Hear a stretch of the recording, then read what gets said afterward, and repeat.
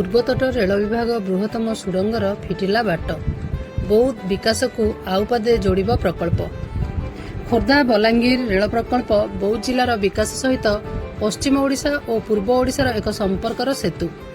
ଏହି ରେଳ ପ୍ରକଳ୍ପ ବଲାଙ୍ଗୀର ପଟୁ ବୌଦ୍ଧ ଜିଲ୍ଲା ପୁରୁଣାକଟକ ରେଳ ଷ୍ଟେସନ ପର୍ଯ୍ୟନ୍ତ ସ୍ପିଡ୍ ରେଳ ଯାଞ୍ଚ ସହିତ ସିଆର୍ଏସ୍ ଯାଞ୍ଚ ପ୍ରକ୍ରିୟା ସରିଥିବା ବେଳେ ରେଳ ପ୍ରକଳ୍ପର ବୌଦ୍ଧ ଓ ନୟାଗଡ଼ ଜିଲ୍ଲାରେ ବହୁ ପାହାଡ଼ ପର୍ବତ ରହିଛି, ଯାହାକି ରେଳ ପ୍ରକଳ୍ପ ପାଇଁ ପାହାଡ଼ ବୁକୁ ଚିରି ପରିବେଶ, ଜଙ୍ଗଲ, ଜୀବଜନ୍ତୁଙ୍କ କିଛି ହାନି ନ ଘଟାଇ ନେଇ ସୁଡ଼ଙ୍ଗ ବା ଟନେଲ ନିର୍ମାଣ ପ୍ରକ୍ରିୟା ଚାଲିଛି। ବୌଦ୍ଧ ଜିଲ୍ଲାରେ ଏହି ସୁଡ଼ଙ୍ଗ 4 ଗୋଟି ଥିବାବେଳେ ନୟାଗଡ଼ ଜିଲ୍ଲା ଅଞ୍ଚଳରେ 3 ଗୋଟି ଟନେଲ ବା ସୁଡ଼ଙ୍ଗ ରହିଛି।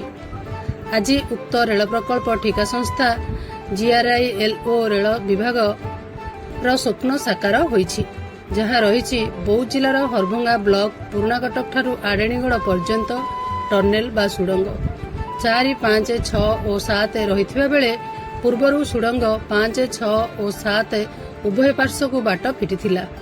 ଆଜି ଏହି ରେଳ ପ୍ରକଳ୍ପର 4 ନମ୍ବର ଟନେଲ, ଯାହାର ଲମ୍ବ 4 କିଲୋମିଟର 185 ମିଟର, ଉଭୟ ପାର୍ଶ୍ୱକୁ ବାଟ ଫିଟିଛି ଏବଂ ରେଳ ପ୍ରକଳ୍ପର କଥା କୁହାଯାଉ କିମ୍ବା ଠିକା ସଂସ୍ଥା କଥା କୁହାଯାଉ ଏକ ଚ୍ୟାଲେଞ୍ଜକୁ ସଫଳ କରିଛନ୍ତି। ଏହି 4 ନମ୍ବର ଟନେଲ କେବଳ ଖୋର୍ଦ୍ଧା ବଲାଙ୍ଗୀର ରେଳ ପ୍ରକଳ୍ପ ନୁହେଁ, ଏହା ଓଡ଼ିଶା ସହିତ ପୂର୍ବତଟ ରେଳ ବିଭାଗର ସର୍ବବୃହତ ଟନେଲ ବା ସୁଡ଼ଙ୍ଗ। ବହୁ ପରିଶ୍ରମ ସହିତ ଆଧୁନିକ ଯନ୍ତ୍ରପାତି, ସୁରକ୍ଷା ପ୍ରତି ଧ୍ୟାନ, ଏ ଗ୍ରେଡ୍ ମାନର ସାମଗ୍ରୀ ବ୍ୟବହାର, ଯତ୍ନର ସହିତ 2 ବର୍ଷରୁ ଊର୍ଦ୍ଧ୍ୱ ଅକ୍ଳାନ୍ତ ପରିଶ୍ରମରେ ଆଜି ସର୍ବବୃହତ ସୁଡ଼ଙ୍ଗ ଉଭୟ ପାର୍ଶ୍ୱକୁ ବାଟ ଫିଟିଛି। ଆଗାମୀ ଦିନରେ ଟନେଲ ଗୁଡ଼ିକର ପାରିପାର୍ଶ୍ୱିକ କାର୍ଯ୍ୟ ଖୁବ୍ ଶୀଘ୍ର ସାରିବା ସହିତ ଟନେଲ ନିର୍ମାଣରେ କୌଣସି ବି ଦୁର୍ଘଟଣା ହୋଇନଥିବା ଏବଂ ମା ଭୈରବୀ ଓ ପ୍ରଭୁ ଜଗନ୍ନାଥଙ୍କ ଅପାର କରୁଣା ବୋଲି ଠିକା ସଂସ୍ଥା GRILର ଉଚ୍ଚପଦସ୍ଥ ଅଧିକାରୀ ସୂଚନା ଦେଇଛନ୍ତି।